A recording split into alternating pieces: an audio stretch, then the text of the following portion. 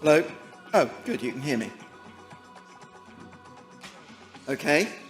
We're all running around like headless chickens slightly because the Ukrainian minister has been called into a meeting with Mr. Zelensky.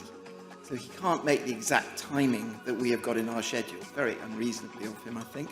But, I think his priority comes before ours. So we are told that he will be coming online sometime in the next hour. We don't know exactly when, but prepare yourself. You may not get to hear him at all. I think we will, but you may not. So we are going to go ahead with the programme as it's scheduled.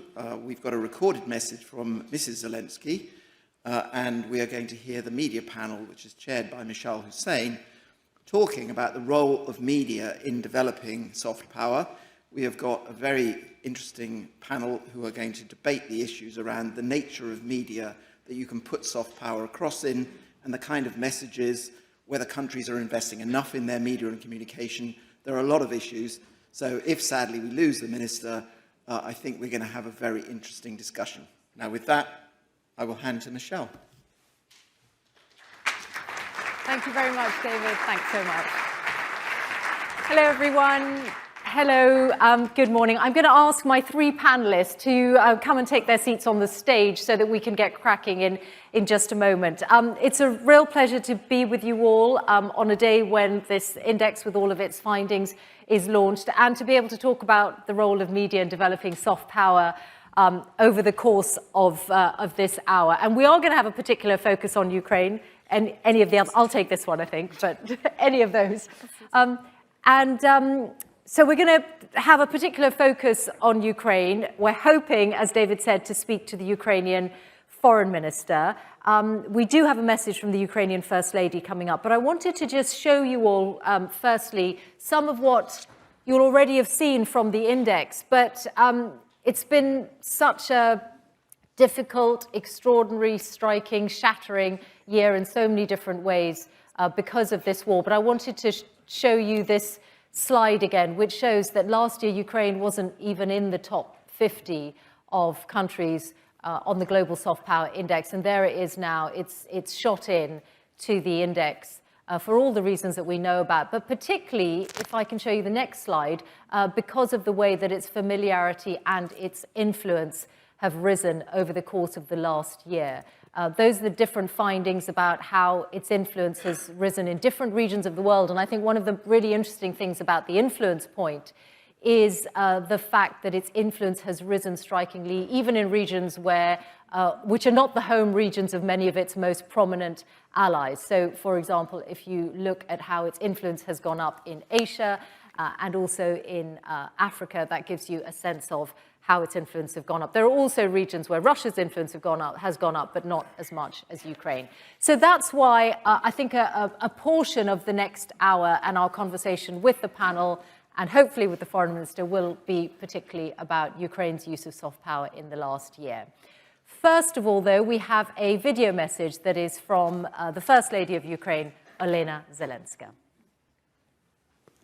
Дорогі друзі, ми тут, щоб говорити про м'яку силу. Тож важливо одразу сказати головне.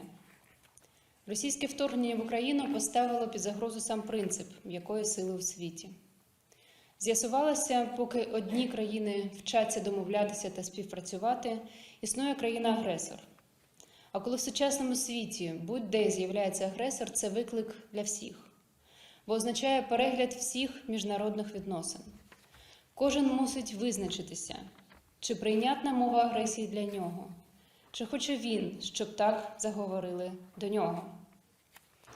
Ось чому я завжди підкреслюю, що Росія напала не тільки на Україну. Вона атакувала одразу всі світові принципи мирного співіснування, права людини і весь прогрес, який ми на цій ниві досягли. Навіщо домовлятися, якщо можна обстріляти? Навіщо вести діалог, якщо можна захопити силою?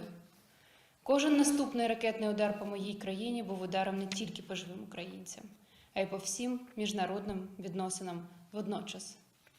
По цінності самого людського життя як права. Але в цей же час відбулось щось дуже важливе. Щось, із приводу чого ми зараз тут. Бо несподівано для нападника м'яка сила дала відсіч. Можливо, вперше в історії вона витримала удар цілої армії і тільки зросла. На збройну агресію мільйони людей в Україні і світі відповіли співробітництвом, згуртованістю, захистом, допомогою, людяністю. Згідно дослідження м'якої сили, яку сьогодні презентує бренд Finance, за минулий рік Україна додала найбільшу кількість балів у рейтингу м'якої сили серед 121 країни. Як це стало можливим? Звісно, тут є величезний внесок наших друзів, інших країн. Вони відкрилися до співробітництва, дозволили йому статися. Ви побачили нас, а ми вас.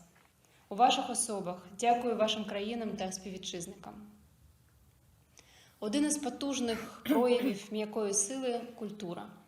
І вона теж набула нового звучання, починаючи від світових концертів на підтримку України до великого святкування 100-річчя Carol of the Bells в Карнегі-Холл, коли світ дізнався, що це є український Щедрик. Так само світ наново познайомився з видатними українськими митцями, яких віками привласнювала Росія. Відкриває для себе українську історію як частину світової, а не радянської чи російської імперської. І, звісно, посланцями м'якої сили стали наші вимушені переселенці. Люди, які несподівано для себе опинилися в інших країнах і розповідають там про Україну, уособлюють її. Бо кожна країна – це її люди. Амбасадором України стала сама наша мова. Нею заговорили одночасно багато країн. Від заяв на міжнародному рівні до поповнення україномовних аудіогідів та якісних перекладів книжок та фільмів. В цей момент дехто в світі вперше з'ясував для себе, що українська – це зовсім не російська. Та всіма можливими мовами ми доносимо правду про те, що у нас відбувається. Попри війну та економічні труднощі, цього року ми були присутні на важливих міжнародних майданчиках – від полів ООН до світових парламентів, розширили співпрацю з великою кількістю інституцій.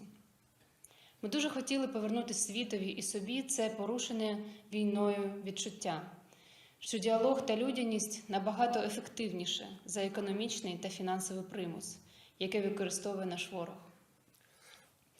Ось чому річницю російського нападу ми в Україні називаємо інакше – річницею спротиву, солідарності, сили духу. Річницею не тільки збройного самозахисту, а й м'якої сили. Дякую за вашу підтримку і бажаю вам плідних та цікавих сесій. Слава Україні!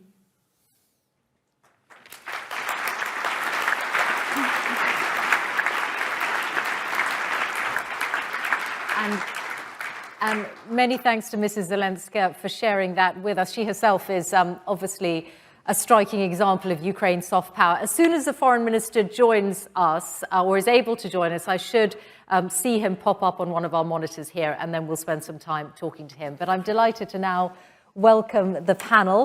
Deborah Bonetti, who's director of the Foreign Press Association here in London. Its members come from about 250 outlets, I think, about across 60 countries. And she herself is a correspondent for Il Giorno, the Italian newspaper, and has written a book about Brexit. Andrew Neil is well known as a former editor of the Sunday Times, former BBC presenter and interviewer, long-time political commentator. That hasn't, I don't know when that began, but it certainly hasn't ended. I can't remember either. He has his own interview show on Channel 4, and he's the chairman of the weekly news magazine, The Spectator. Nusar Yassin is a YouTuber, social media influencer with a huge global reach, 20 million followers on Facebook. Yassin, I counted yesterday, 11 million subscribers to his YouTube channel. He's on pretty much every other platform as well. Videos on many topics. I think if there's one word that links them, it's probably positivity, but you do feature a whole range of content. And he grew up in a Palestinian family in Israel and now lives in the UAE. Welcome to you all. I think we should start with Ukraine and its demonstration or use of soft power because of what we've just heard, because of the last year, because of the anniversary. Andrew, what do you make of the way that we have seen Ukraine project itself beyond the battlefield? Well, I think the war has revolutionized our attitude to Ukraine. before the war broke out, people rather looked down on Ukraine. They thought it was corrupt. It was a kind of smaller version of Russia. It had its kleptocrats, its oligarchs, and so on. Was it really a democracy? I think some of that criticism was unfair, but nevertheless, that was the general view. But after the war, after the unprovoked invasion, our attitude started to change. It changed, I think, for two reasons. One, we saw the incredible bravery and fighting abilities of the Ukrainian army, which we didn't think it had, and it had done that, given Mr. Putin something of a shock. I think he's in for another one this spring, come the offensive. But I think also Ukraine was very clever in using social media to project the situation it was in, what the Russians were doing, the barbarity, the Nazi-style barbarity of the Russians in Ukraine, and of the fighting spirit of the Ukrainian people. And of course, having Mr. and Mrs. Zelensky at the top, I mean, you couldn't wish for two better people to project the values of your country. So I think a combination of Ukraine's own tenacity and its very skillful use of social media has created a revolution in the attitude. And it was helped just by the fact people don't really realize Ukraine was pretty hot on digital development before the war. There's a lot of companies had invested there, and a lot of people who knew what they were doing with digital technology, and that has come to fruition. Not as important, perhaps, as the artillery and the soldiers in the field, but important because the soft power has enhanced, I'll just finish on this, the soft power has changed our attitudes, and that has enhanced our attitude towards giving them more hard power. And one of the really interesting things, because I've had so many people tell me, well, the Western solidarity, it'll break.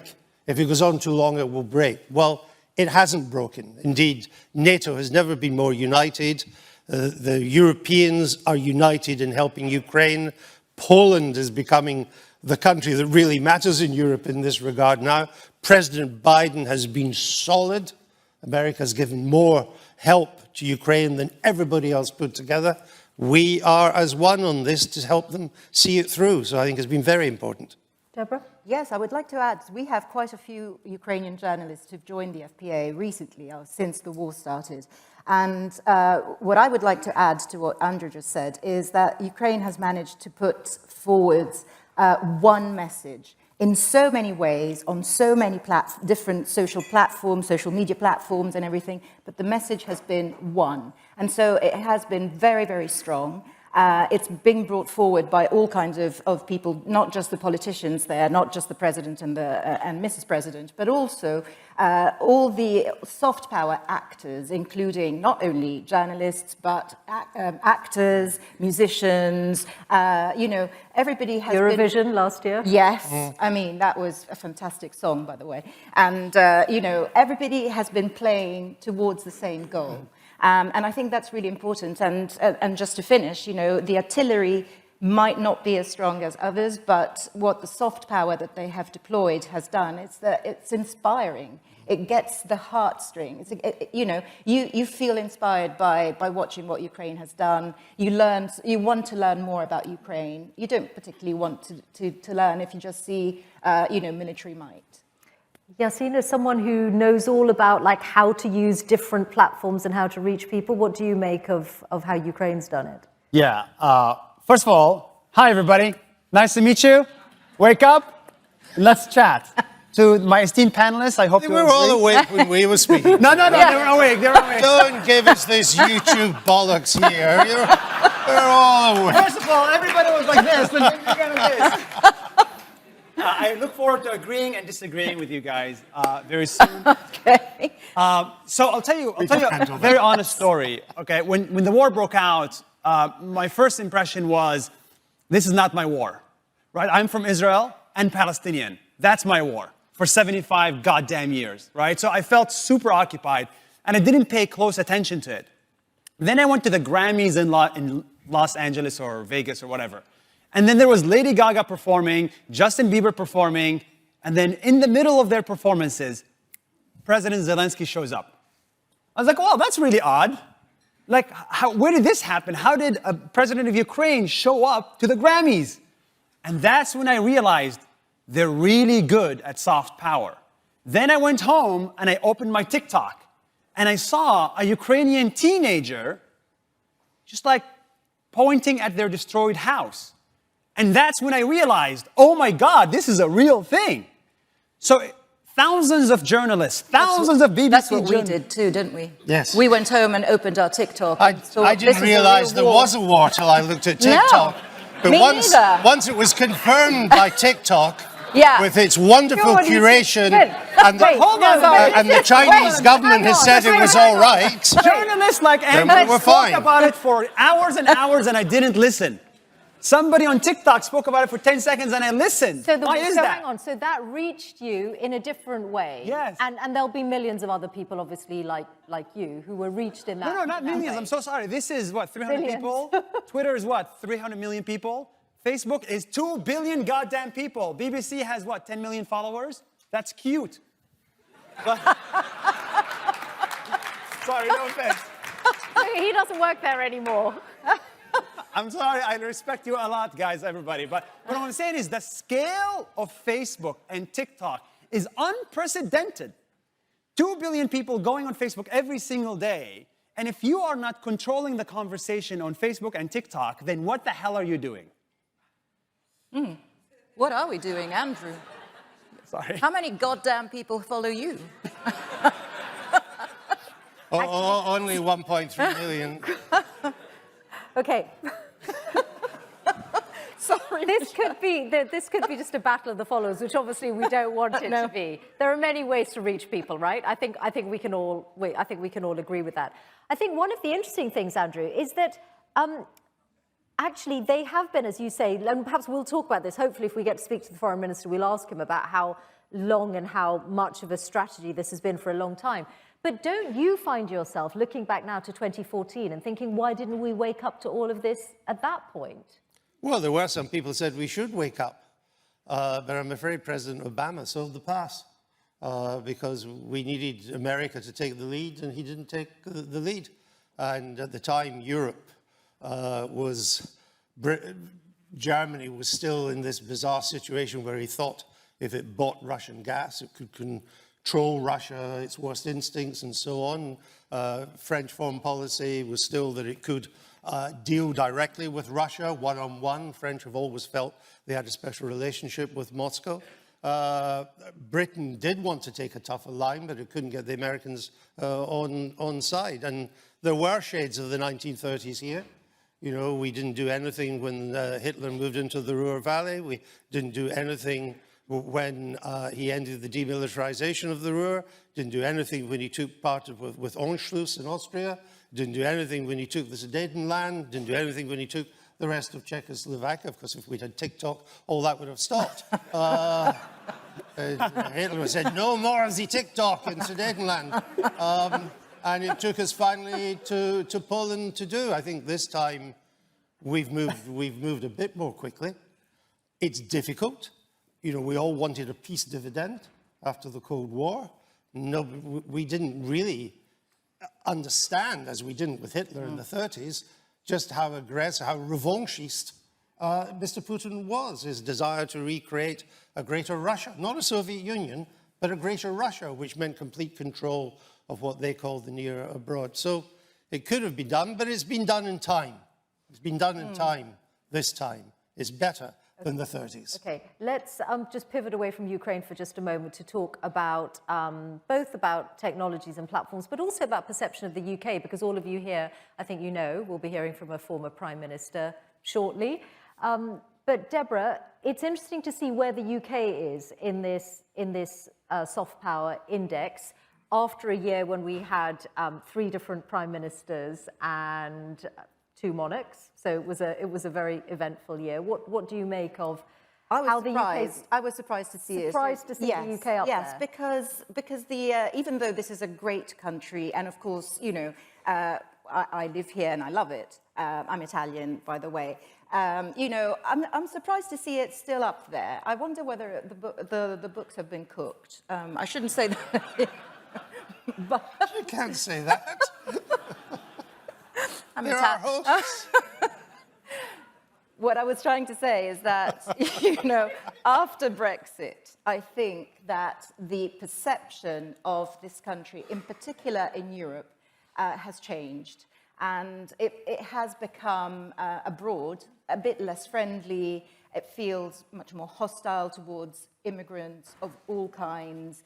All the strikes that we see, have brought it to a point where people are asking, is it gone back to the 70s? What's going on in Britain? All this political turmoil. Again, just a reference, I come from Italy. This is political turmoil. It's serious.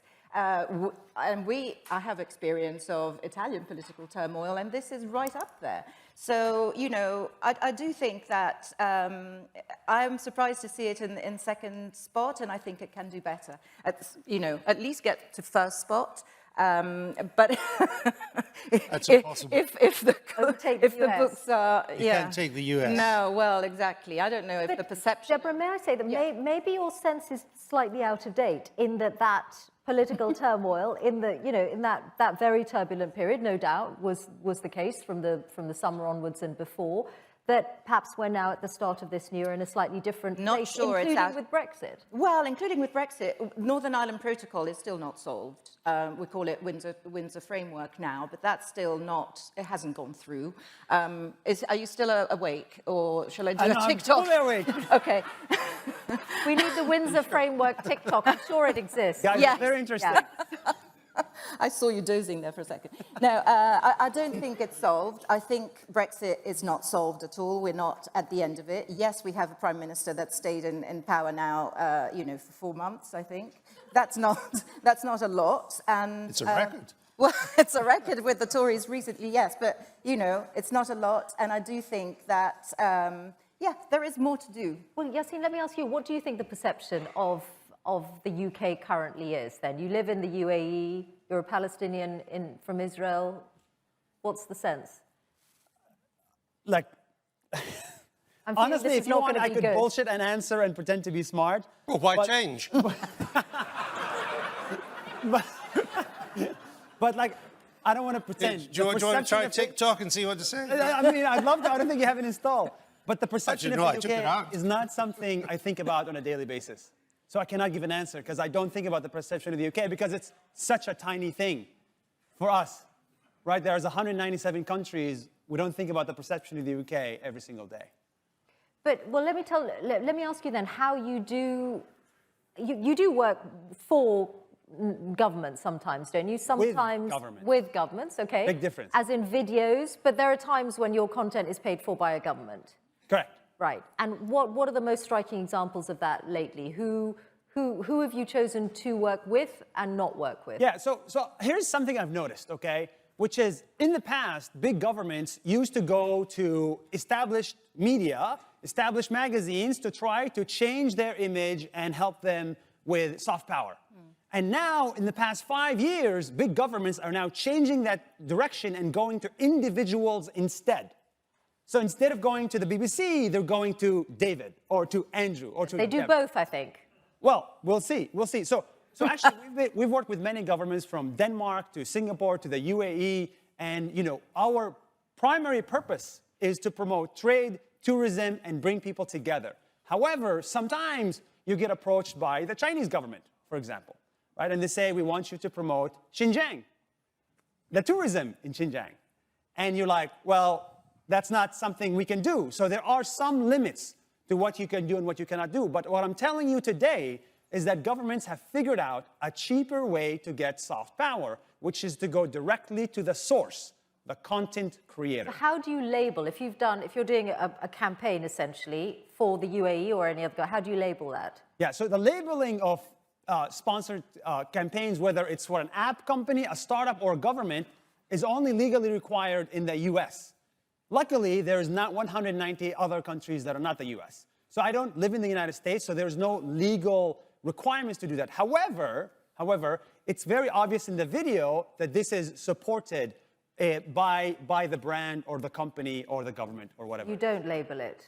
I don't label it, no. Okay. And you don't, do you think that's Like, what about the people who don't realise and who think you've just gone there? Well, I think governments have been doing it for decades. Have you labeled the BBC on YouTube as a state broadcaster? Have you? It's not a state broadcaster. Okay, whatever. It's a public service broadcaster. Okay, Al Jazeera, Russia Today. Al Jazeera is a state broadcaster. No, but it was only labeled last year. But it's funded. It is funded in. Al Jazeera is funded in a different way to how the BBC It is funded. not the job of independent media or proper journalists to burnish the image of governments or companies. Our job is to hold them to account, to expose them when they do wrong or are incompetent, inefficient. We're not propagandists for them. You're a propagandist for the UAE and its companies. Okay. We are not. We are not. And I've published 70 magazines in the UAE, so I know how it works on that. And I know the controls that you have to go through. Our job is to hold government to account. I can never remember a government coming to me, whether the BBC or The Economist or the Sun-Times, the Spectator, asking me to improve their image. Can I respond? Because they know that the first thing we do is government approaches media to improve But you might image. have run. We're not doing but it. you might have run ads. I'm sure you did run ads. Yeah, well, Ads yeah. are different. Yeah, no, but that, I think that's probably the no, he's parallel making you're content. drawing. First of all, just for a second, propaganda is not a bad word. Just to frame No, it is, propaganda. actually. No, propaganda No, is it is a basically bad word. sending a message. Maybe for someone in the UK it is. That's number one. Number two is we've given media to people like you for hundreds of years, and you only cared about Kenya when there's a bomb attack. So now everybody thinks Kenya is full of bomb attacks. So yes, your job is to hold government accountable, but as you do your job, you have shaped public perception in a negative way for 195 countries where the majority of people still think the Middle East is just deserts. So have you done your job? I don't think so. There's a lot of other things that BBC will never say about the UAE, which is actually objectively good. Who's going to say it? Like? Yeah. Okay, 25% of the UAE's electricity comes from nuclear energy now, which is sustainable energy. Let's say There's no reason, the but piece- Yassine, there's no reason that wouldn't be covered on the BBC. Yeah. But I've reported on that, and one of the reasons I reported... And how many views did it get? No, that's true. You But reported hold that, on, but look, who listened? you've raised an example. But who listened? The fact that the UAE has invested in nuclear power, it is done so that it doesn't have to use its fossil fuels to generate electricity.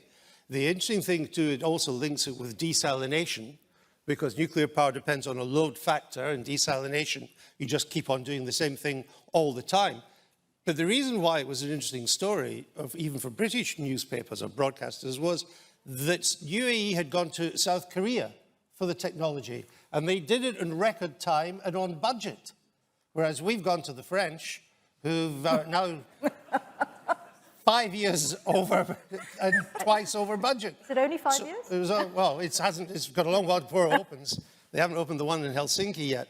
So these were stories that are all done. These are, and the idea that the whole world thinks that the Middle East is just a desert is complete nonsense. The UAE itself is packed with international media. It's got its own media center where you get a special license to operate from the government. Deborah, I just want to talk about a different part of the world, which is Europe. You're Italian. You can see in this soft power index that Germany holds a very strong position, consistently strong position. What do you make of overall European media outlets, and to what extent they project a global reach for their individual countries? Well, the difference between the UK's position towards international media and the general position of many European countries towards international media is completely different. So I think that soft power, apart from what he's been talking about, which is more sort of ads in my mind and not journalism, and I'm not, you're not posing as a journalist, so that's absolutely fine. But as a journalist, you do have to filter, you do have to do your job. And so the best way to do that is to have access. And if a country is interested in sort of, projecting its soft power, it really needs to welcome international media as well as its own. This country is still not doing that very well. And I do think that the problem for most of us here, and basically the Foreign Press Association here in London is the biggest in the world, and it's the oldest. And there's a reason for that. It's the biggest because this country is interesting to so many other countries abroad. And also, because it's the oldest, because right from the start, 1888, by the way, that was when it was founded, people started arriving here to try and cover Jack the Ripper stories, and they couldn't get anywhere. And so they got together so that they could have a little bit of leverage with the various... Sorry, so you think the UK is not welcoming to international media? No, not particularly. I'm not saying it's No, not but in what way? Explain, I'm very surprised. Yeah, well, we don't get any kind of automatic access, which is what you get to government briefings. It takes a lot of grafting from the FPA and also from individual journalists who want to get, who want to write, for instance, a profile of Keir Starmer. That's difficult to get if you're an international journalist. If you're a British journalist, no problem whatsoever. And I'm not casting any shade on... I'm not so sure about that. Well, okay. No, I don't want to cast any shade on the Labour government. Try getting an interview with Boris Johnson, who's coming up shortly. Yeah. It's the only reason I'm here. I thought I might grab him for an interview on the way up. Can I just pick up on something that was said earlier about Britain and soft power? I'm not in the least surprised that Britain is second only to the United States in soft power. This country has been a soft power superpower for many, many years.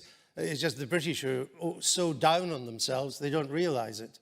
And one of the reasons it is because it's so broadly based as a soft power superpower. It's across the whole range of creativity and of audio-visual activities.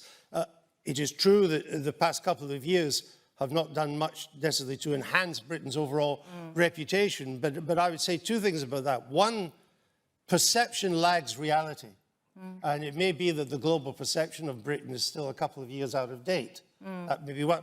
But I think the other reason is that the reason why this country is so highly regarded as a soft power is really nothing to do with politics at all. It's much more cultural, musical, movies, television, culture in the broadest sense, popular, royal family, all the rest of it. BBC? I think it's not The BBC. Well, that's media. And I think that our media is a crucial part of our soft power, our broadcast and our print and our digital media.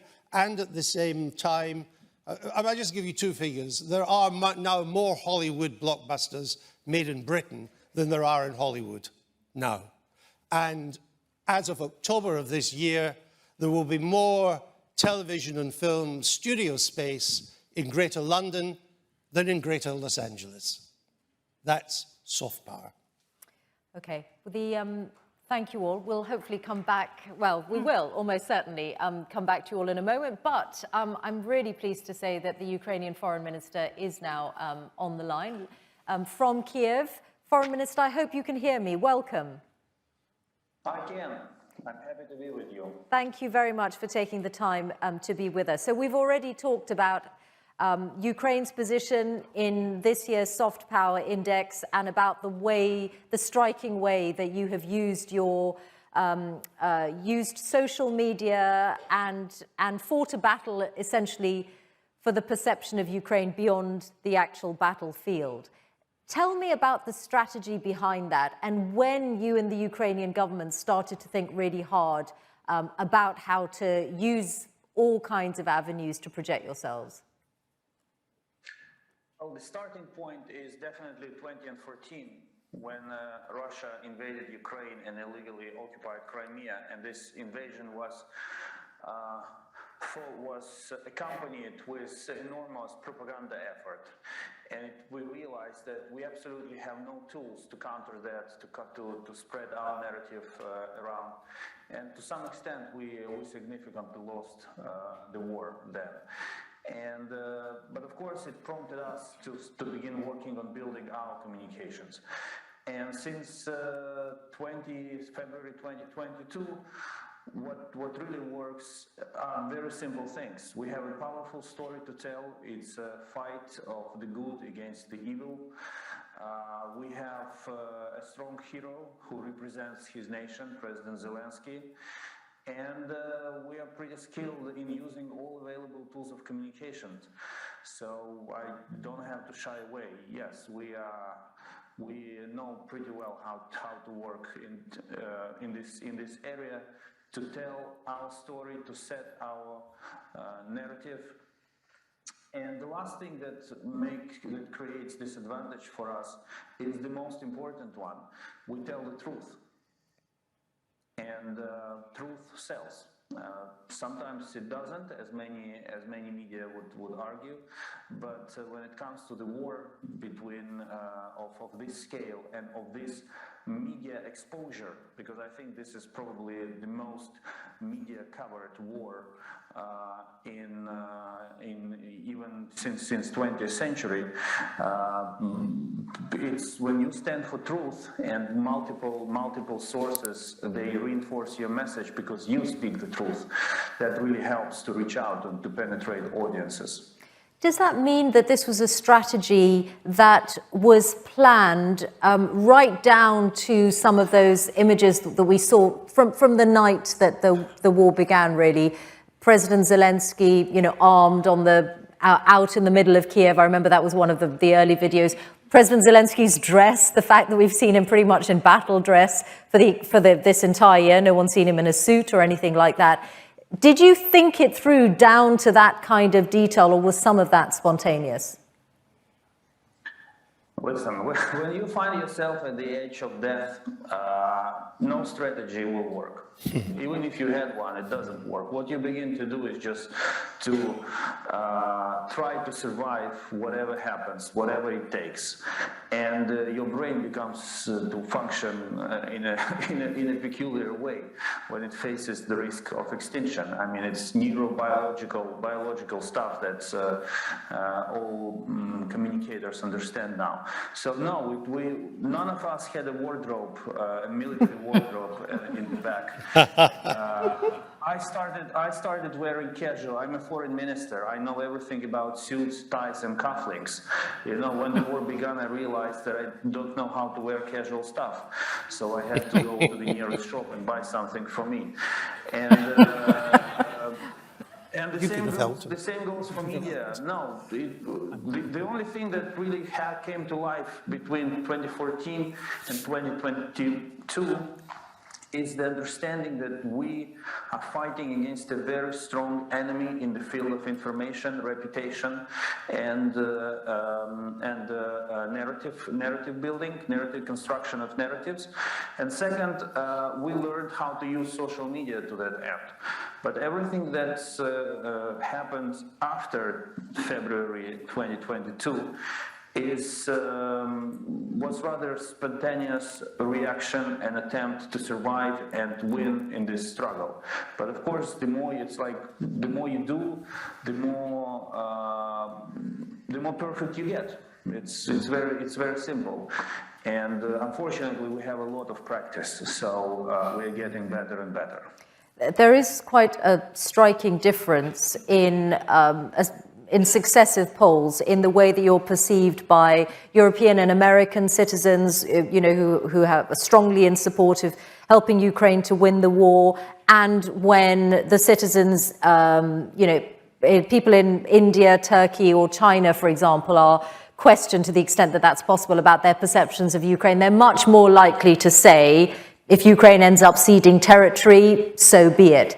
Do you have a strategy to reach people in those countries? Is social media a way that you can try and change those perceptions in countries where governments are not necessarily on your side?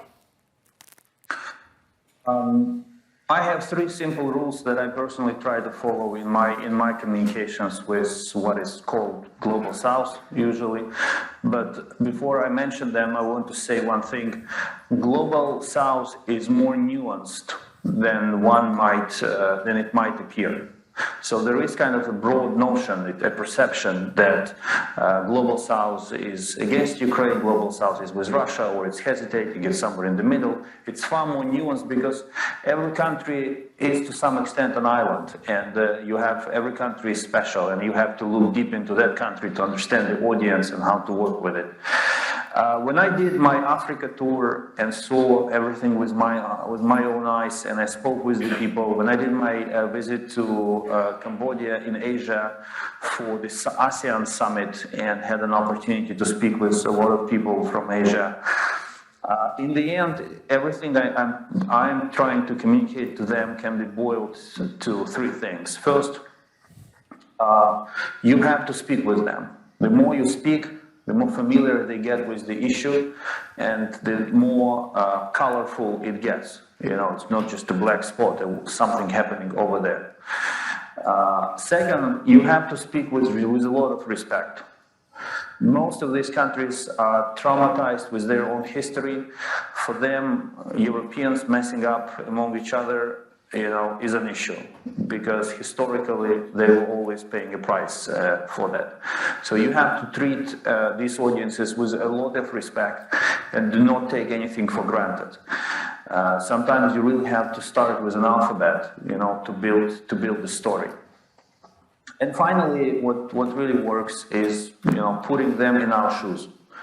Basically, when someone tells me that Ukraine could concede a part of the territory in order to stop the bloodshed and end the war and make life easier for everyone, you don't have to go into a lot of politics and historical context and explain why it doesn't work. What really works is just to say, are you ready to concede a square kilometer of your own country to your neighbor, simply because your neighbor decided to take that square kilometer away from you? The answer is always no. As of now, I have not met anyone who would agree to concede his territory to the neighbor. So if it doesn't work with you, why do you think you have the right to advise or to base your argument on this when it comes to us? We can see, not just from you, but from other members of your government and the Ukrainian people, the will and the determination. But as we go towards the spring and as you look towards the rest of the year, what do you think are going to be the most difficult moments and issues for your country? The most difficult thing is to set the narrative straight and make it a mainstream narrative that the war is a sequence of battles. You can lose one battle, you can win another battle, but what really matters is that you win the war. And every time we are less successful on the front line, we see the spike in discussions. Okay, maybe it's time to sit down, maybe it's time for Ukraine to make concessions. Oh, they're not capable of doing this, this is not going anywhere. We've heard it, we've been there, we've seen it. I mean, this doesn't work, but there must be a fundamental narrative that Ukraine can win, it will win, and we will do everything what it takes to achieve that as long as it takes. This is the biggest challenge that we have to work on, that support does not get dependent on the state of play on the front line. But there will be that point, won't there, when, we don't know at what point militarily it comes, where you most likely do end up across a negotiating table from the Russians. Is it the case that you want to be the ones who say, yes, we've reached that point, rather than have allies or enemies telling you that this is the time? Yes, and I think we have achieved that. Because if you listen carefully to the messages coming from our key allies and partners, they all say it will be Ukraine who will decide when to sit down with Russia and on what terms this kind of talks should be based. So we've done that. But this narrative, it can be shaken up by developments on the front line and also by domestic political developments in respective countries. So that's why I made the point that I made, that we have to ensure that this narrative remains rock solid and consistent, and people base their policy and their decisions on these fundamental points. Ukraine will win, and it will be for Ukraine to decide what victory means.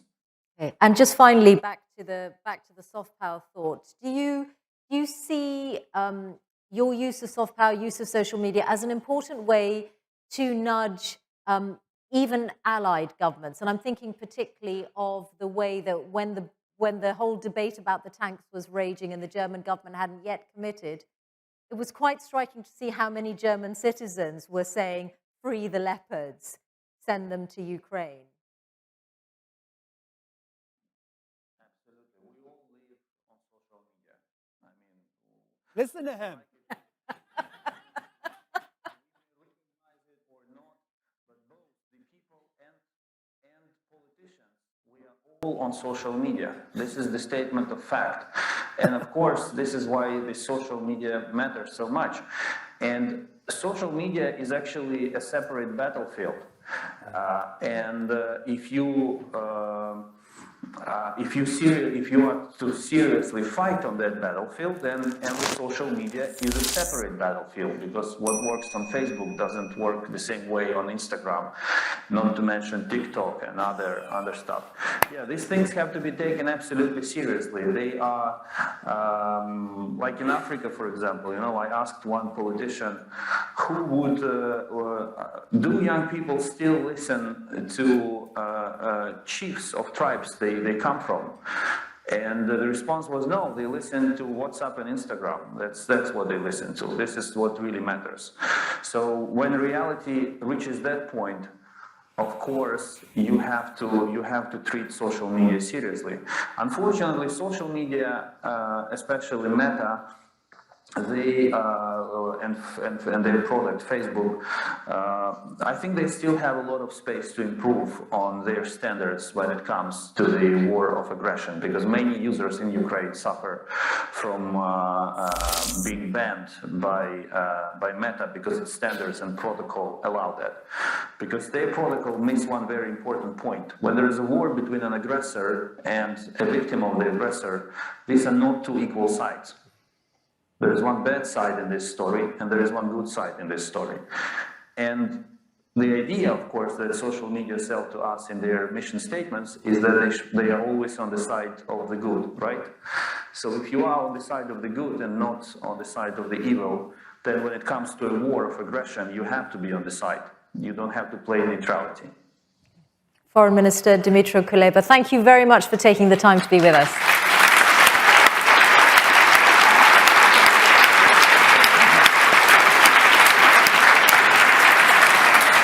Okay. I win. Yes, see. I win the argument, Andrew. You heard the minister himself. Look, I don't know whether you were in the room or not, but my very first answer to the first question from Michel was about how Ukraine had used social media to enhance its reputation and bolster its hard power. Social media. The minister just confirmed that there. What bit did you miss? Oh, I missed the bit where we downplayed the role of social media as the TikTok. When you were saying the TikTok, if TikTok was there, we could have avoided war. That was just taking the piss out of you. It's a well-known part of British soft power. But Yassin, the minister was also making the point about values and judgments and what is lacking on the social media platforms. Standards. Accuracy. Guys, if you... First of all, traditional media, traditional journalism is the Titanic. Social media is the fucking iceberg. Okay? Sorry for saying the F word. I apologize. What I'm trying to say is, everybody tends to downplay social media. There's no standards, there's no fake news, there's no journalistic integrity. When in fact, the power of the crowd in giving you all sides of the story is unprecedented. Right? When in fact, if I listen to Andrew's show, I only get Andrew's opinion or whatever the current thing is, right? But in social media, you actually get I'm restraining Andrew opinions. At this point. So what I think about social media is that it gives you diversity of opinion, which is something I assume everybody likes. It's a kind of false argument, because all what we used to call legacy media is now wholly invested in social media. Every major media company in the world has a major digital play. I'm chairman of the oldest magazine in the world, founded in 1828, probably with a quill pen when it first started. We are in the cutting edge of digital technology now. Everybody, the BBC. Come on, Yassin, there's space for us all. I think we can say that, can't we? I'll give you a fun fact. BBC on YouTube has 4 billion views. Nas Daily has 5 billion views, okay? So yes, all traditional media is on social media, but what I'm trying to say here is that you're not doing it well enough, or you're not doing it as well as you could. Sitting in $1 million studio with a suit and tie does not relate to my 17-year-old brother back home, right? So yes, everybody's investing in social media, but who's actually succeeding? But isn't it the content then that you're talking about? Because when you said to the audience, wake up, hey, I'm here, it's because we were talking, especially Andrew, but I was trying to keep up with him. We were talking about serious and maybe boring things. And the news can be serious and boring. Whereas I understand that maybe your content is much glitzier, but yes, governments hand things to you to promote. Well, first of all, not governments. I'm not a government agent, okay? Well, like 99% of our videos we lose money on. Okay, so how's that working for you? Well, here's the difference. I don't have everybody in the UK giving me money to fund the BBC with hundreds of millions of dollars. Last month, we had 461 million views on social media, and we made $20,000 from 461 million views. So if you're wondering, why do social media people have to go work with brands and sell you flowers and Coke and governments, is because the way media is structured today, there is no money. So we have to go find ways to make money. And you don't have to do that because the government pays for you. Great, good for you, but I have to pay for my 100 employees. Well, actually, the people pay for us. Yeah. No, you force them to pay. It's not like a donation. No, that's not the case. But I think just the final thing to say on this, at a time when we are in the middle of the worst war in Europe since the Second World War, is that if I'm Polish, close to the eastern border of Poland, and I'm worried about how things are going in Ukraine, and I'm worried that if Mr. Putin wins in Ukraine, that we will be next, that Poland will be next, I can assure you, I'm going to be listening to the BBC and not you on TikTok. Okay. But they're not listening. You sounds nice, but they're not listening. The minister himself told you social media is our direct way. yeah, but lots of different kinds of contents on social media, as discussed. Anyway, we are eating into Boris Johnson's time. It's a bad thing to do. Terrible. So I'm going to say thank you very much to Nusari Yassin, to Andrew Neil, to Deborah Bonetti, and to you all. Thanks very much. Thank you.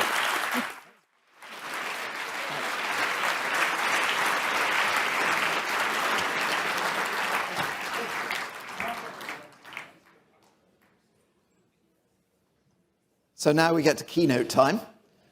First of all, I'd like to express thanks to the BBC, who are our media sponsor for this event. Thank you. They've been very kind in supporting us with this event for the last several years, and it's great to have them. So thanks for this support. Secondly, where it comes to choice of keynote, in first year we had Ban Ki-moon, ex-head of the UN, who was obviously quite neutral. Second year we had Hillary Clinton, who obviously has a particular point of view about things. And last year our keynote speaker was Guy Verhofstadt, who some of you may know as the ex-Prime Minister of Belgium, but arch-federalist, arch-anti-Brexiteer. I have to say, within Brand Finance, there are slight differences of opinion about Brexit. Certain members of the fraternity voted for it. Strangely enough, more than half the population voted for Brexit, but you wouldn't know that now because nobody will ever admit to it. But the fact is that there are split opinions, and last year I succumbed, and we had Guy, who was very inspirational and interesting, and he really wants a totally federal, integrated Europe. So I thought that this year it would be fair to balance up the argument by having someone on the other side, and we were fortunate enough to get Boris Johnson to speak. I believe that this is Boris's first major speech in Europe. I hope that's true. And I was told to brief Boris, but then someone said, well, don't bother because he doesn't listen to briefings. He says exactly what he wants to. So I have absolutely no idea what is in his speech. With that, I will hand to Boris. Thank you.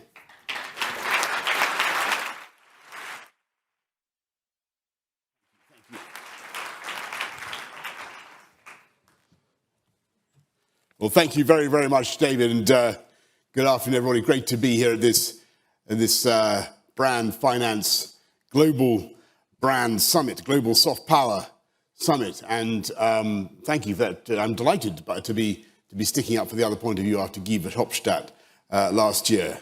And I'm going to give you a bit of an analysis of soft power, folks. And I'm going to begin by saying I was going for a run the other day in the park, and the trouble with these days, it gets lighter and lighter so that I become more easy to recognize under my beanie hat. And some fit young geezer shot past me, looking actually a bit, not much hair, he looked a bit like one of my former advisors.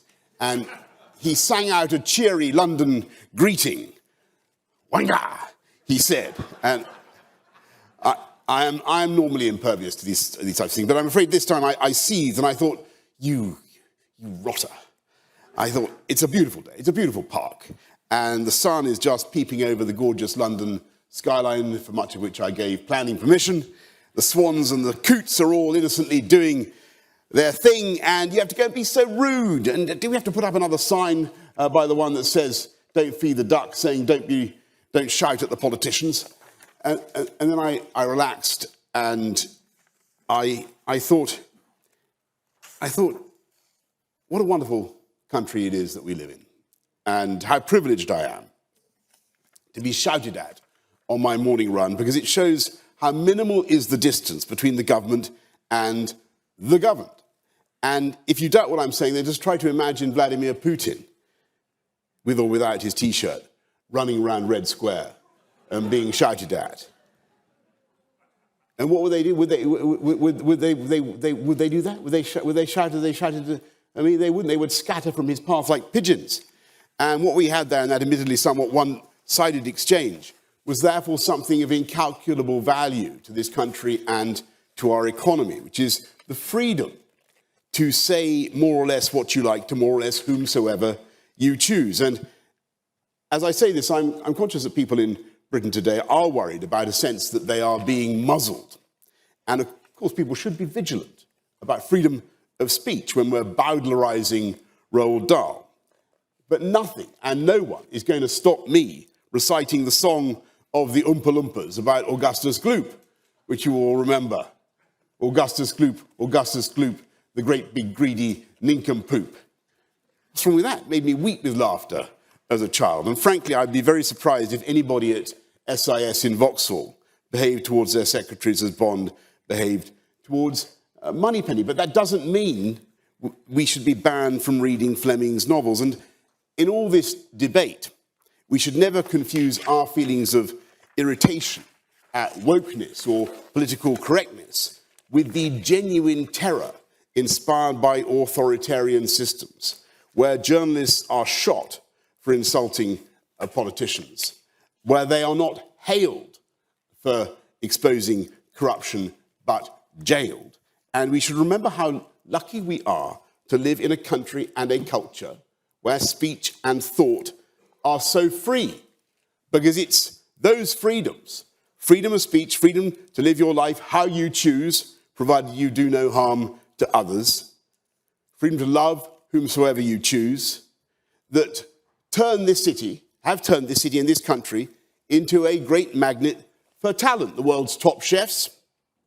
At one stage, I think, in London, I used to say when I was mayor, we had more Michelin stars than Paris. So the French were so alarmed by this that they churned out a load of Michelin stars in a kind of North Korean way to overtook us. We have the world's best minds in this country. That's why we have 4 of the top 10 universities in the world, one Cambridge college boasting more Nobel Prizes, I think, than Russia and China combined. The world's most astonishingly gifted artists and musicians and actors. I think at one stage, 6 of the best-selling songs in the world were written in this country. We have the world's best cultural scene, the world's best museums here in London. The British Museum has more visitors per year than about 7 whole EU countries.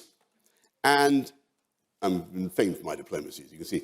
And it is that fantastic concentration of riches in one building that holds up a mirror to all of humanity and tells the story of the evolution of the human spirit. And so, if you give back the Elgin marbles to Greece, then you leave a huge gap in that narrative. And above all, you have no answer in the years ahead to the theoretical claims for restitution from Egypt and Iraq, Syria, Lebanon, Turkey, Nigeria, everywhere, whose treasures are housed in Bloomsbury. And suddenly, in trying to please the world and correct thinking, you've deprived the world of one of its great treasures and cut some vital panels from its great pageant of human progress. Those gods and heroes came to our country in 1812 as refugees from the Ottoman lime kiln. They were going to be melted down to make cement. And they'd become part of our lives. We can't send them away any more than we should deport the 40% of Londoners who were born abroad, including me, by the way. People who come here because they sense that excitement and that freedom, and they know that they will not be judged here, and they won't feel the lash of prejudice. They know that they will be coming to a safe society where the police will apply the law to everyone, high or low. I used to make a joke about how they once arrested Prince Andrew in the shrubbery of Buckingham Palace, which I thought was pretty funny, until they actually fined me for having lunch at my place at the cabinet table in 10 Downing Street. Although I still don't understand the rationale behind it, I do understand the key point, that the law is enforced here without fear or favour. And that is the greatest freedom of all. Freedom under the law, because they don't have that everywhere. And it is freedom under the law that enables the political and economic freedom on which we rely. I mean capitalism, the freedom to spend our own money. I mean democracy, freedom to vote for whomsoever we choose, and of course freedom to kick that person out at the next election. You can have capitalism without democracy, and there are some countries that do well on the soft power index that come into that category. And you can even have democracy without capitalism. At least I think you can try. I think democratic socialism is the program for Keir Starmer's Labour Party, though I'm not sure. I don't want to offend the human bollard and wind him up even more than I have done already, the great Sir Crasharoonie snoozefest, as I call him. By the way, I just want to just to point out, purely for accuracy, when I stepped down, we were only a handful of points behind the Labour Party at that moment back in July. I'm just saying that. But if you want real success, if you want to be a soft power superpower like the UK, then you need both. You need capitalism and democracy. Democracy matters, because if Putin had been living in a free society with a free media, he would never have made the catastrophic mistake of invading Ukraine. He would never have been so deluded about the true nature of that country. Imagine if we had the BBC, wonderful organisation sponsoring us today, on his case, let alone Tory backbenchers, instead of listening to a cabal of cronies. He would have known that the Ukrainians are a great and patriotic people and that they would fight for every inch of their land. And if you want a perfect example of why democracy and capitalism need to go together, look at the COVID vaccines. Who in this room has been vaccinated? Just about everybody, absolutely everybody. Anybody not been vaccinated? Has any... Oh, there you go, okay, a brave self, or whatever reason chose not to be vaccinated. Fine. But can I ask you, as a matter of interest, who had Sputnik? Anybody have Sputnik? No? Who had Sinovac or Sinopharm? Okay, a couple. Okay, who had AstraZeneca? I did. Who had AstraZeneca or Pfizer? Like, I think, there you go. I think AstraZeneca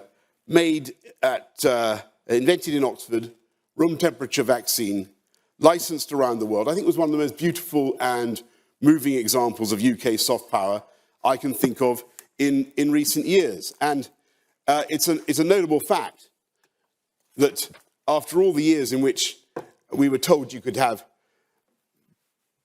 capitalism without democracy, it was the free Western open societies tend to be the winners in the soft power index, that produce the vaccines that actually work. And by the way, I think everyone should feel free to point this out. I made this point in Singapore not long ago, and it was felt to be so controversial that the organisers actually had to apologise. And the Guardian said, I hope the Guardian's here, the Guardian said my speech was shocking. I just want to check everybody's all right with me saying that.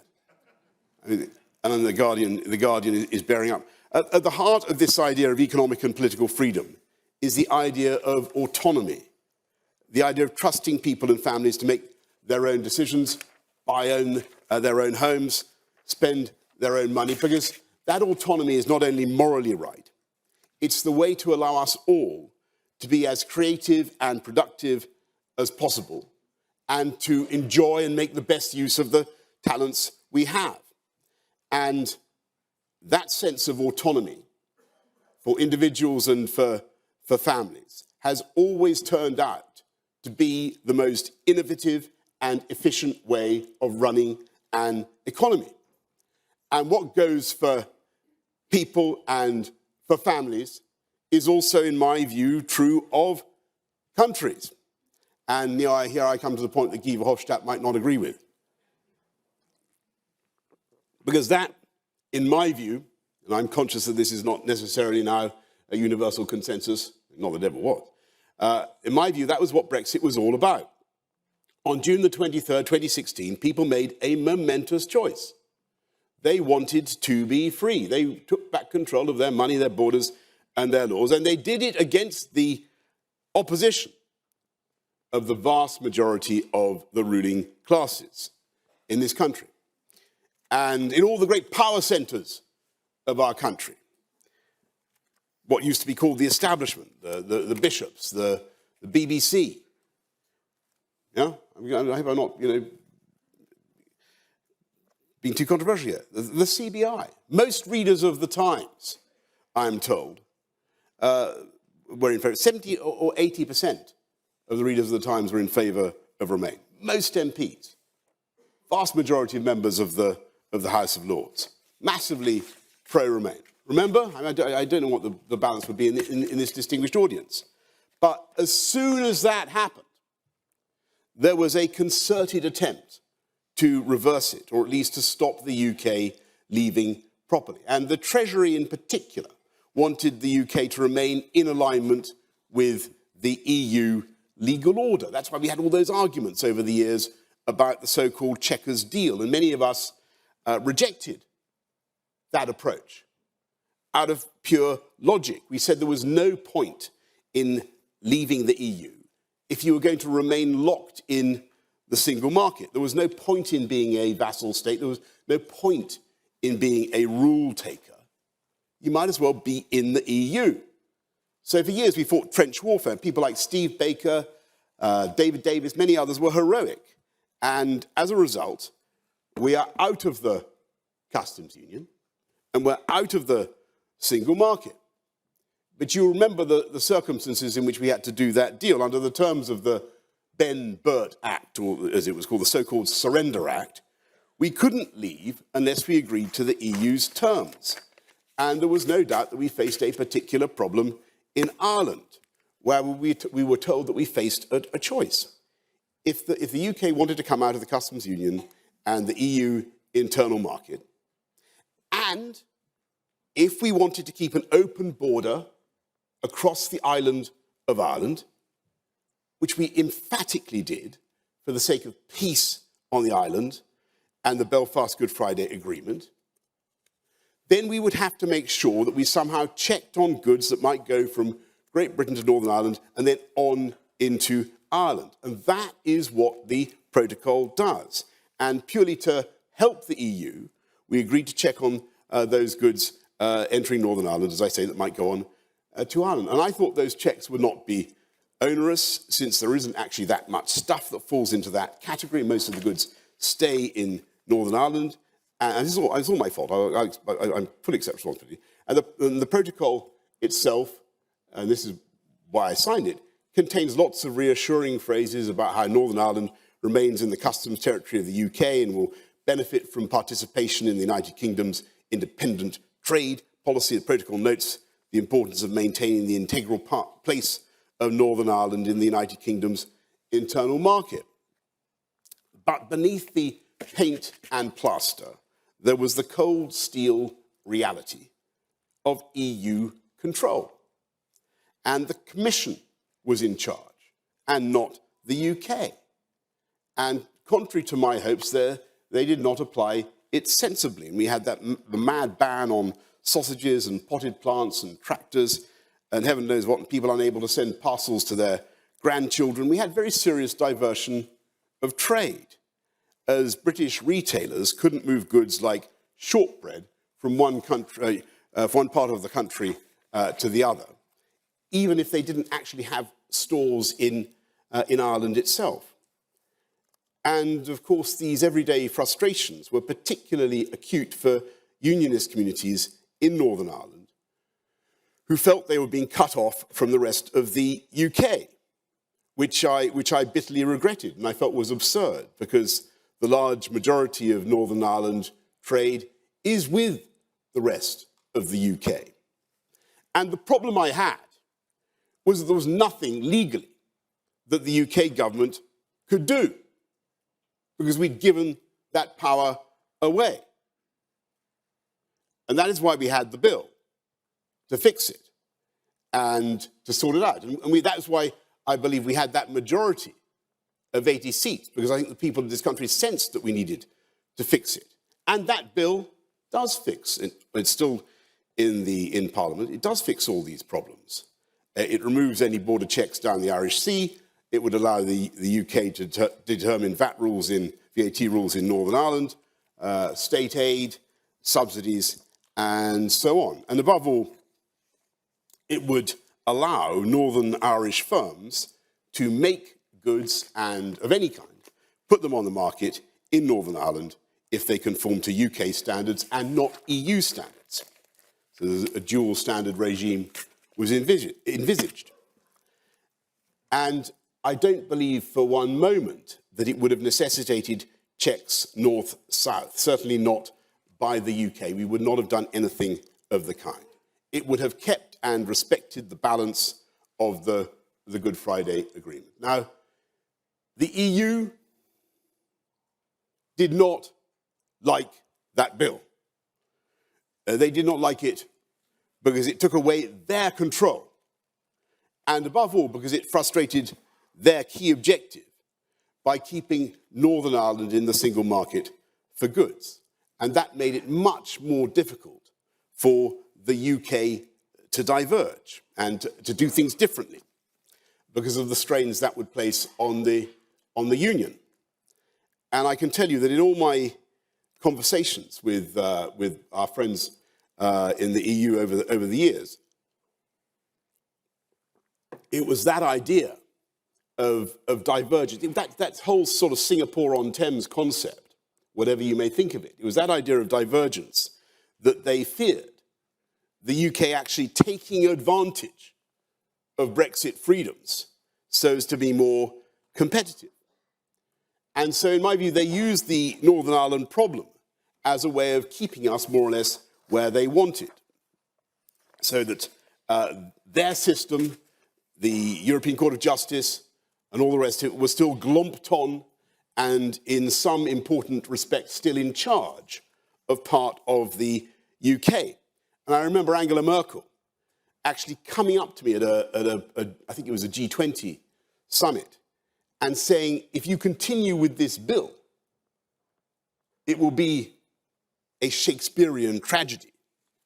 Well, she turned out to be right there, though I leave it to you to work out which tragedy it was. And so I was thrilled when, in June, that bill sailed through the House of Commons unamended. I was pleased when the present Prime Minister and his predecessor said that they would continue with it. And so when I look at the deal that we have now, I, of course, have mixed feelings. I'm conscious of where the political momentum is and people's deep desire just to get on. And this has got to be about the people of Northern Ireland, the 1.9 million people, their businesses and their lives. And given that we have got rid of the bill, I can see why so many people are attracted to accepting a compromise. And I agree passionately with Sir Geoffrey Donaldson, for whom I have the highest regard, that the people of Northern Ireland need their assembly and they need their government. And it's not for me to advise Sir Geoffrey, but I hope that he can find a way of reconciling himself and his party to this outcome, which is the fact that we have, and getting back into Stormont. But, and I am conscious I'm not going to be thanked for saying this, but I think it's my job to do so. We must be clear about what is really going on here. This is not about the UK taking back control. And although there are easements, this is really a version of the solution that was being offered last year to Liz Truss when she was Foreign Secretary. This is the EU graciously unbending to allow us to do what we want in our own country, not by our laws, but by theirs. They're not scrapping hundreds of pages of EU regulations. They're passing EU law. They're passing new regulations to allow British goods to pass from one part of this country to another, still under EU law, but with what they hope will be lighter bureaucracy. 21 data points on the forms instead of 80 to be completed by trusted traders who can show the EU that they have certain assets and goods for sale in Northern Ireland, and to be prominently labelled not for EU among many other provisions and restrictions. Look, we've got to hope that it works and genuinely reduces frictions. I'm particularly concerned that goods going for processing and manufacturing in Northern Ireland from Great Britain, goods that are part of a supply chain, seem to be going through the red lane for firms above a certain size, which seems pretty crazy and not supportive of the UK internal market. And what this will certainly not do is allow goods made in Northern Ireland to be made according to UK standards, unless they're also EU standards for sale in Northern Ireland. Or at least it is very, very unclear the extent to which that would be allowed. It's very unclear for foodstuffs, for motor manufacturing, and all the rest of it. The EU single market remains paramount. And in that sense, this deal helps to accomplish the key objective that I spoke of. And so it acts as a drag anchor on divergence, and which, as I say, is the point of Brexit. There's no point in Brexit unless you do things differently. And then beneath the bother and the hassle of these rules, you have to ask yourself the key question: who votes for the people who decide these rules? Who votes for the people who decide how your pet dog or cat can get to Northern Ireland and back? Who votes for the people who make laws about Easter eggs or cakes or boats or any other manufactured goods? Who votes for the people who set VAT rates on sanitary ware in Northern Ireland? No one in England or Scotland or Wales, and no one in Northern Ireland. And I think there was a reason, as I say, the public voted us an 80-seat majority in 2019. And that was because they instinctively knew that we had to fix this.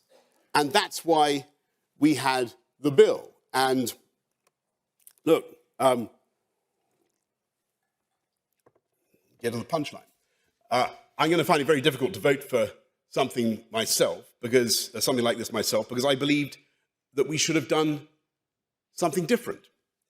No matter how much plaster came off the ceiling in Brussels.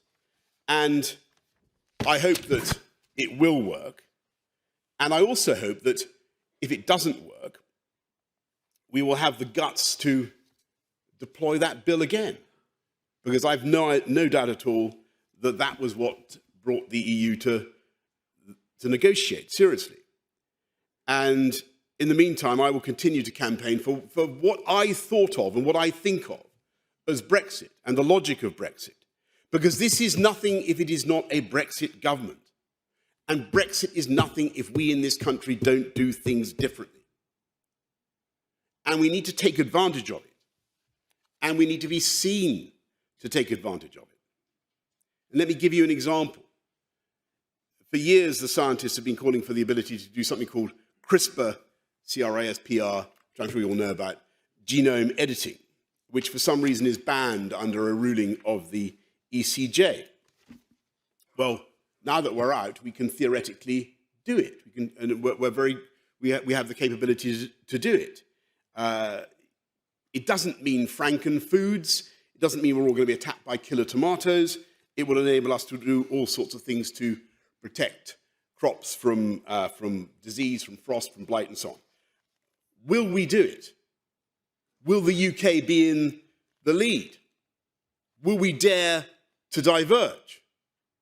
Well, we're standing on the edge of the diving board, and it's not clear to me that we are going to. And so I say to you, let's take the plunge, even if it would appear that under this deal, those British genome-edited tomatoes could not go into the making of a, or whatever, cheese and tomato sandwich in Northern Ireland, which, as I say, is going to be, I think, is a matter for regret. So let's dare to be different and do things differently. And we should dare to be different on the economy. I know that COVID cost a fortune, and there was not much we could do about that. But we're out of it now, and there's no point now in just emulating the high-tax, high-spend, low-growth European model. We should think not about raising corporation tax, but cutting corporation tax to Irish levels or lower, and really turbocharging investment to drive levelling up across the whole country, really showing the world what they wanted to see from 2016 onwards, that we are different now, because this is a Brexit government or this is nothing. And it's because this is a Brexit government that we got the biggest share of the vote since 1979. Let me give you just some examples of the ways divergence has helped us so far.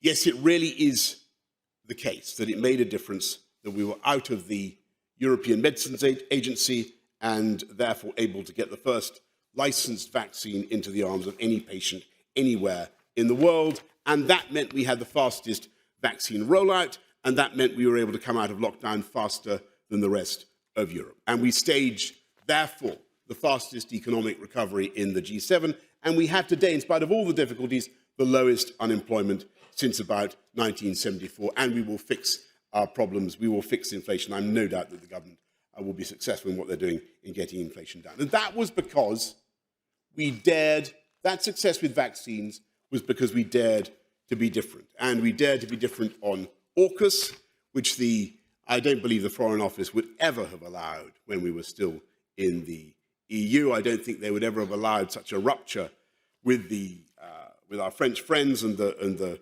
raucous squawkers of the anti-AUKUS caucus. And we dared to be different finally when it came to the great geopolitical crisis that frankly dwarfs everything that I've so far discussed today, in which Andrew Neil mentioned just before I came on. When it was clear that Putin really might be so insane as to attack Ukraine, we were the first major European country to send quantities of lethal weaponry to help them. The NLAW anti-tank missiles that were so important in the battle for Kiev. And believe me, that would never have happened if we had stayed within the constraints of the so-called common foreign and security policy of the European Union. We would never have dared to be different if we had remained as we were, deferential to the primacy of France and Germany on Ukraine under the so-called Normandy process of 2014.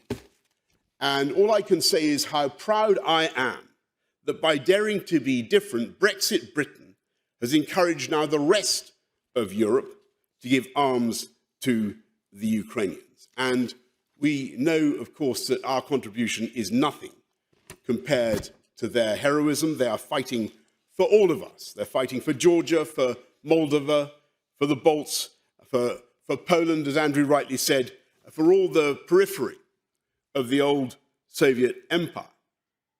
And yes, on soft power, they have the soft power. They have a vibrant, dynamic, free, open society. They have elections that can go either way. And that is what they are defending, and that is what Putin hates and fears. They have a president who is not only a great war leader, but who was once the voice of Paddington in the Ukraine, of Paddington the Bear, in the Ukrainian version of the film. So I can say, in the struggle between the Russian bear and Paddington, my money is on Paddington. But sometimes soft power needs hard power to defend it, and the Ukrainians need that hard power now. The Ukrainians are fighting for freedom and democracy everywhere. Let us give them what they need and give it to them now. Slava Ukraini, and thank you very much for listening. Shall we take the seats over there? Thank you. Thank you. After you. So, the thought occurred to me, I would ask the audience to say, who thinks Brexit was a good idea? Put your hand up. Okay, so we don't have... Yeah, I got the feeling that might be the case as we went along. But I am undaunted. Has Boris changed anyone's mind? I am undaunted. Look, I mean, anyway, the problem at the moment, and it's about what we're not getting right now, is I said it several times, this is a Brexit government or it's nothing. We got a massive mandate to change. People wanted a change in their lives. They wanted to see things done differently. And, you know, I've got to put my hands up for this as much as anybody. We haven't done enough yet to convince them that it can deliver the change they want to see. And I think that they're particularly dismayed about things like the small boats crossing the channel. But they also don't feel the economic change. And so we've got to break out of the model that we're in. Based on what you've just said, you're obviously not going to be supporting the Windsor framework. Does that mean that you would expect to see? I think people have heard quite enough division about the Windsor. I've had camera crews outside my door asking me all week what I think about this. You've had about half an hour of my. Nobody can say you don't know my views on this subject now, or you might. Nobody say you haven't heard my views on this subject now. It is clear that this is where people are now. And it's clear from this room that this is what people want to move on. So do you think they want to do a deal? They don't want any more ructions, and I get that. I totally get that, and I've got to be realistic about it. So should there be an election? Well, there is going to be an election. We're going to win that election. That's not till January or till the end of next year. Okay, fine. So just going through a few things. We're talking about Ukraine there. Do you think there's more we could do? And is Ukraine going to win? What more can we do? I think Ukraine is going to win, but it's going to be very hard. And they need the maximum support. They need it now. And my argument is, why delay? What happens in this conversation, we always end up giving them stuff sooner or later. Well, if it's the choice is between sooner or later, let's give it sooner. We first of all, it was NLAWs, then it was HIMARS, then it was tanks. Now the question is about aviation, about planes. It's going to happen sooner or later. Let's do it sooner. But do you think it's only going to be resolved militarily, or is it going to be resolved by negotiation? Well, look. Classically, people would say this is now tragically a war in which the Ukrainians are fighting and winning this war, but they depend on the support of us in the West, and they're the heroes. They're the heroes, but they do need support. We must not fail in giving that support. What America has done has been absolutely spectacular, and I don't think people have realised the extent of the US support. $45–50 billion now of support for Ukraine. This is a massive commitment to transatlantic security by the Americans. I do worry a bit that that the atmosphere in Washington could change if Ukraine doesn't win this year. That's what needs to happen. One of the things that was coming across in our research very strongly is that a large chunk of the world has not got the message and doesn't necessarily support the Ukraine. I know. Well, we could try that. David, why don't we do another? We got massive support for Brexit. Let's see. Let's see. I mean, I thought I did pretty well considering how tough that audience was. I mean, you've got to be realistic. I had one vote in the audience at the start of the meeting. I was, the selection meetings go. That was really very tough. Let's just see who's basically a kind of Ukraino skeptic. Who thinks that the Russians might have the grain of a point? Who's willing to say that in a London audience? Anybody? I'm not hearing. Okay, right, that's good. That's solid. Okay, well, there's solid one thing. What comes from our research is that in quite large parts of Africa, South Asia, North Asia, they're quite sympathetic. And, one of the problems could be that Russia persuades China to come in on their side, give them materials, because they feel, it's the Cold War and they're being picked on. Is there a serious chance you think that might happen? I think that's absolutely correct. I think that there are large parts of the world where it doesn't seem as clear to them as it does to you and me. We feel instinctively this is right and wrong, this is good and evil. Nothing could be clearer to me. This is a sovereign, independent European country that was invaded in a brutal and criminal way. And we should do everything we can to help them protect themselves. But I got to tell you, that's not how, whether it's because they have governments that actually are quite partial to the idea of being able to invade their neighbours when they choose, or whatever. There are lots of mixed feelings about this. And I think it's certainly true that Russian and Chinese diplomacy has been very effective. And I think I was eavesdropping on your earlier conversation. We need to do better in getting the messages across. And I think the BBC is fantastically powerful and trusted. But I got to tell you a tragedy. I remember when I was Foreign Secretary being told that Russia today is at least as influential in some parts of sub-Saharan Africa as the BBC. And Russia today is actually more influential in Latin America than the BBC. Or more watched, or I don't know about influential, but certainly has a bigger footprint. And that's pretty chilling. I mean, this was years ago. So people will only respond to the news they consume. And just as you're hearing a lot of bad news about Brexit, people they're listening to that, and we've got to be smarter in communicating the reality of the situation. So, I mean, one of the things that we've heard a lot about recently is the fact that they want to boost defence spending in the UK because of the war. And they're talking about, 11, 12, 13 billion pounds. The amount that is actually being spent on the things that promote communication, like the BBC and the British Council, on the other hand, they seem to be cutting it back and back. And we had this discussion last year and the year before, where everyone's saying they think it's crazy that we're not actually putting far more money into all that. I mean, do you have a point of view about that? Well, the BBC gets a lot of money from the license payer, as far as I can remember. I think the gentleman in the front row was pointing that out just now, and that's a good thing. It's a fantastic emanation of British soft power. I've always wondered why the BBC can't make more money itself.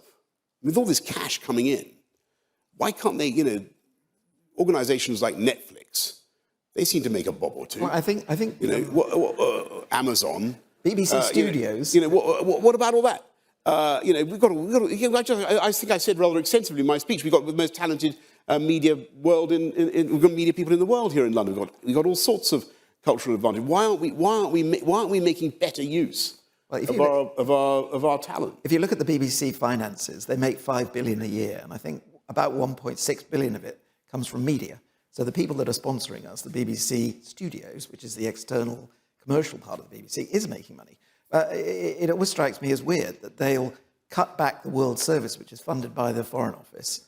I think they've just scrapped the Arab Service, and it's really run on a total shoestring. That's very sad. I think, look, I mean, these services, I tried not to do. Well, when I was foreign secretary, I really tried to keep all of that going, and as much of the foreign language stuff as we possibly could. I think that is sad. But I restate my point. When I go to BBC Studios, which I don't do as much as I used to, I can tell you for various reasons which you will know. I'm amazed at the contrast between those BBC studios and a private sector media organisation.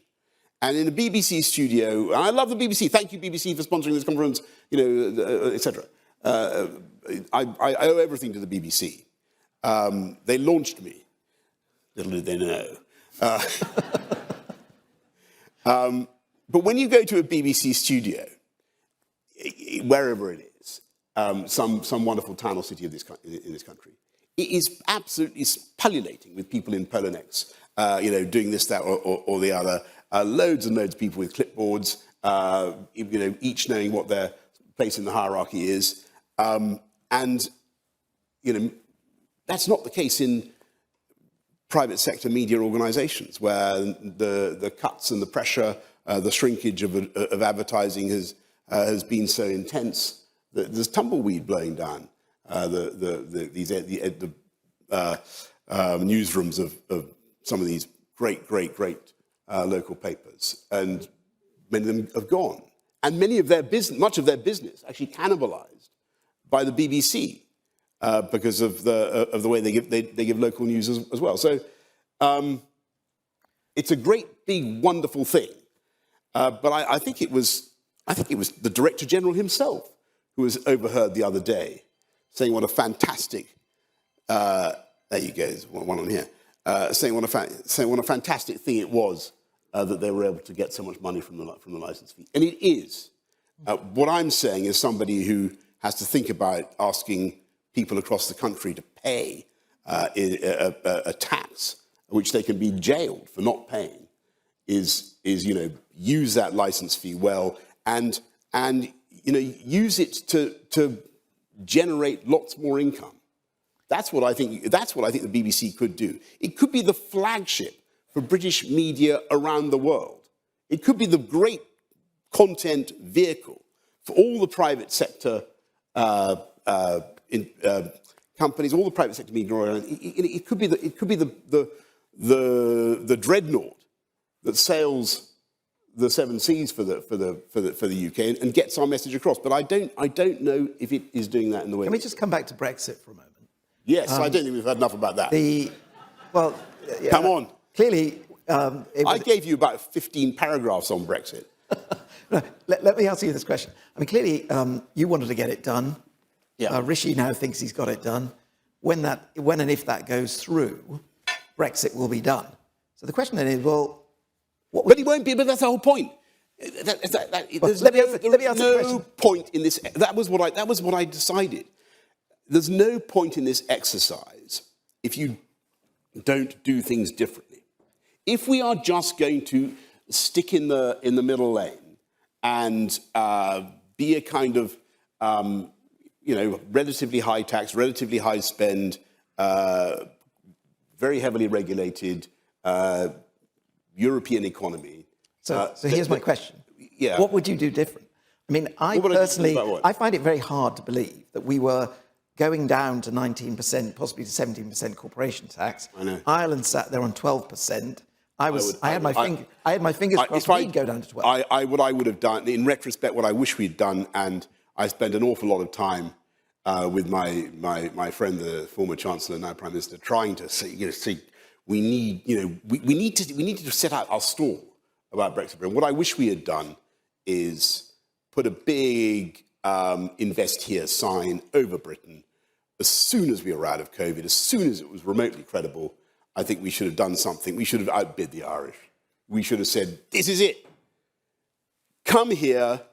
We will give you tax breaks of a kind, or, So you think tax rate should be 10%? What it needed was a big sign that things were different and that the UK was the place to come to. Because what's so interesting is that I think the global audience, when it happened, thought, that's interesting. What do the Brits mean by that? What are they going to do? And we had this long civil war about what Brexit was. And we never really, but I think we haven't yet said we're doing things differently. And that's why things like the genome editing, get on and do it. Right. But what else? We've got to move. What else should we be doing? Well, are there trade deals we should be doing? Are there relationships with other countries we should be doing? Of course. But there are things you should be doing on financial services, on data. There is a huge amount that we should be getting on with, and I think that. But it seems to me, as someone who did actually vote for Brexit, as you probably gathered, that people agreed with the principle and wanted to see something different. There have been several things that have been different that you just outlined, which I don't think you get enough credit for.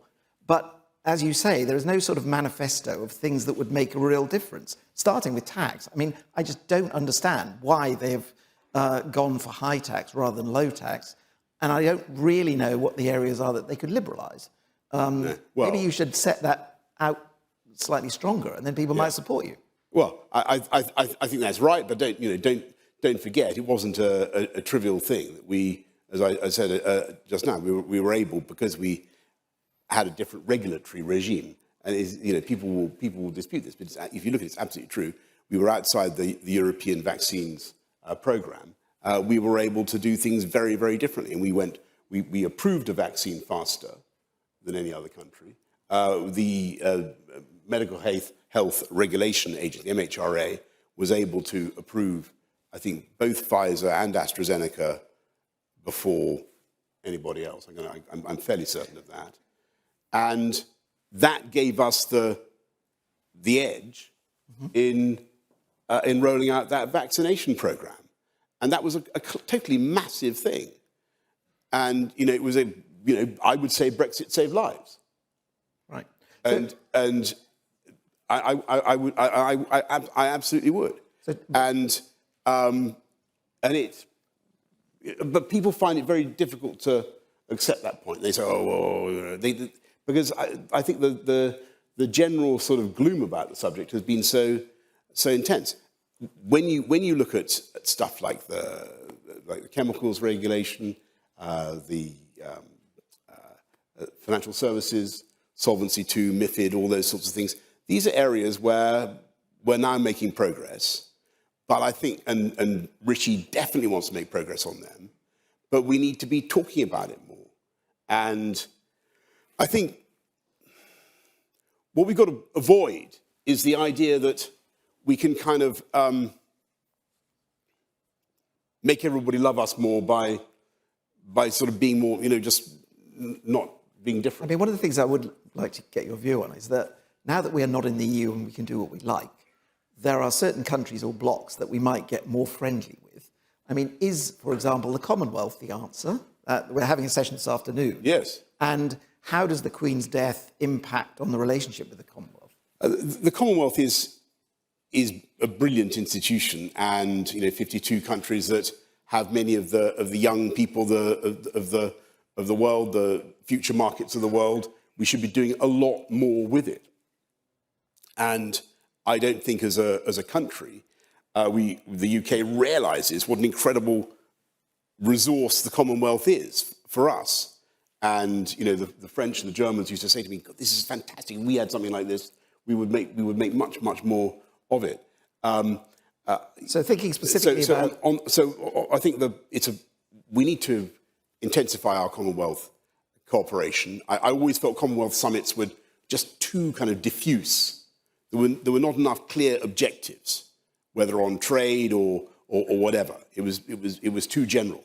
We need to find a way of making the conversation much, much more action. At the moment, the debate about the Commonwealth is largely, now that it's King Charles, not Queen Elizabeth, is that going to result in them getting rid of the monarchy and it gradually diluting? No. Or do you see it as something which we can inject more into? And if so, what?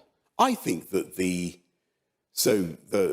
monarchy, I don't know what anybody else thinks, but I think one of the most stunning thing about the sad death of Her Majesty the Queen last year was how seamless, how natural the transition seemed. I don't know whether it was just.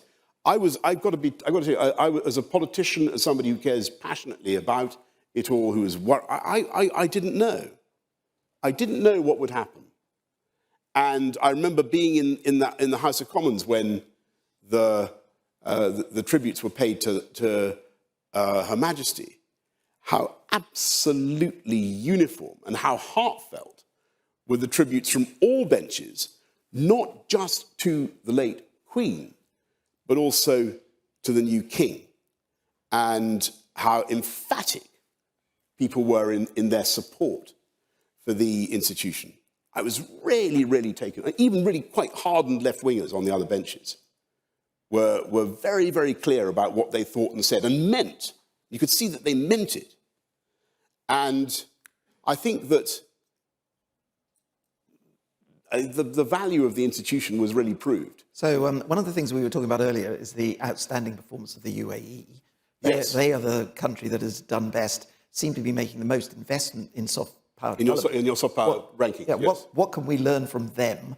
Have we done things that we should be doing better as a result? Yeah, well, the UAE, I think that it's an absolutely amazing country. And the UK, it's like the Commonwealth, we have total amnesia. We forget our links. And the flag actually only went down in I think the Trucial States in 1971.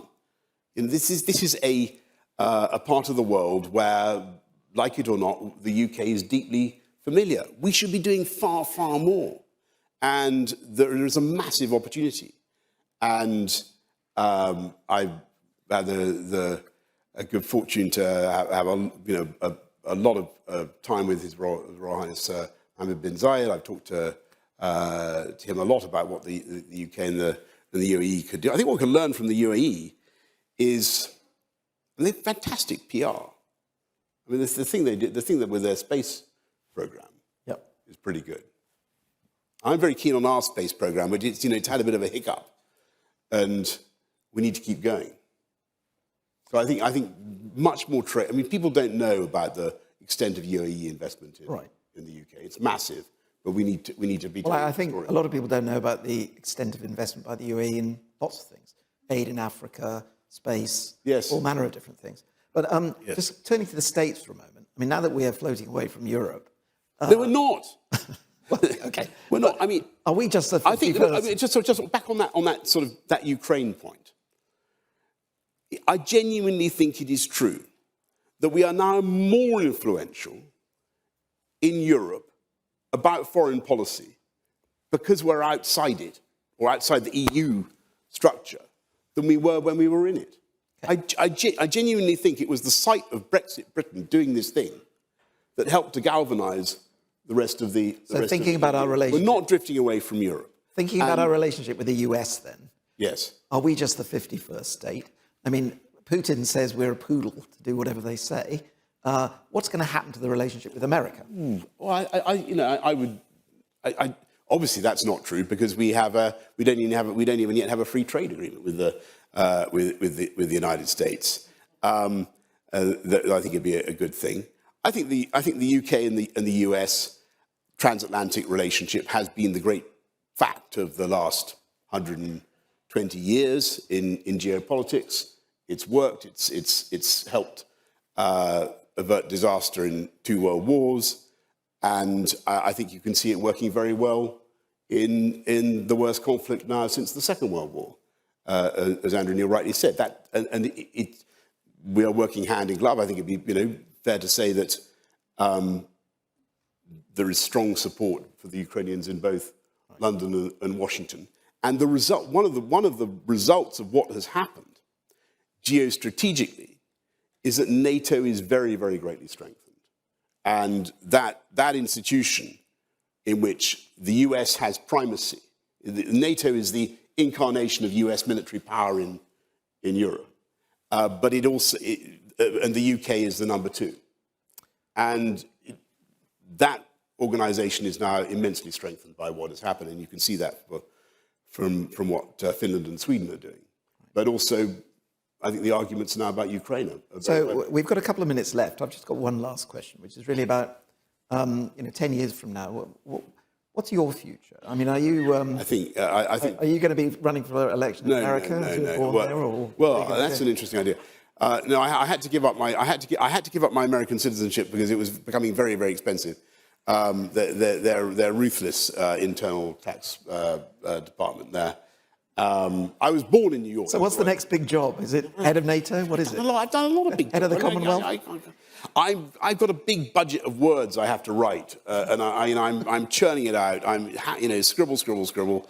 I think that I'm going to. You're returning. I'm going to get on the things I'm going to say. I obviously need to do a better job of explaining and supporting and defending Brexit and trying to get people to understand. It is clear from this wonderful meeting, which I thank you, that we need to do more on that. Right? I care deeply about the agenda that this government was elected to deliver, which was levelling up. And I do not want us to lose sight of that. The UK is hopelessly imbalanced as an economy. It is quite wrong that so much wealth and productivity should be concentrated in London and the southeast, and a huge waste of human and other capital. There is a massive opportunity for us to become the richest country in Europe by a long way, if we could level up properly. And I'm going to keep going on that. And the last thing is Ukraine. Right. And I was able to build a good relationship with President Zelensky. And you're going to be doing more for you. I think it's important to campaign for that, because the point you made, David, earlier was totally right. Too many people around the world don't get it and are apathetic. And there is a risk in Washington that some elements of the Republican Party will start to go wobbly on it.